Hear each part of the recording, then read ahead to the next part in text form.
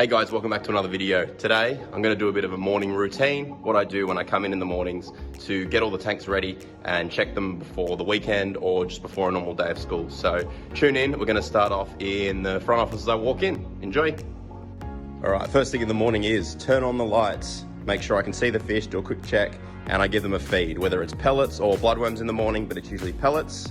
I'll also go through and check their auto feeder to make sure they've got food in there, because I do feed them in the auto feeder once a day. So I check that.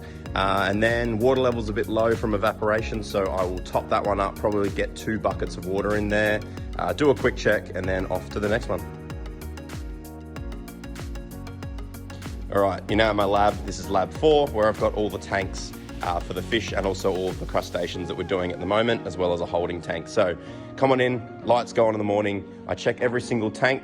I check the fish that are in the tank. I turn on the lights and I give them a feed, and I work my way around the room across the 8 freshwater tanks. And then the other half of the room, I check for the crustaceans. So the shrimps, the red cherries, the yellows and orange cherries, as well as the yabbies, that's electric blues and a couple of others.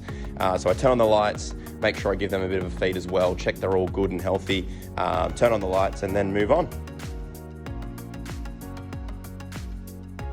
All right, quick diversion down to the ag farm to check the aquaponics. I have a small group of koi that have just gone in, so they're probably a little bit cold this morning, but I go in there, check they're all good and still swimming, and all the pumps and everything are still working and flowing in the grow beds. I will then give them a bit of a feed, see if they're eating, see if they're not eating, check the temperature and a couple other things, and then lock up the gate as I leave. Lastly, heading into the back of one of the other labs at the moment, because my marine tank's been moved, but it's down here now.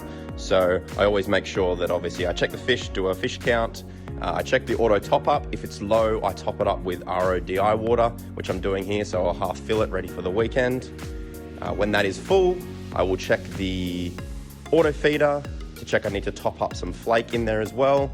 I will probably drain the skimmer, any of the skimmate that's collected in there, which is one of the filtration methods in a marine tank, so I'll empty that out.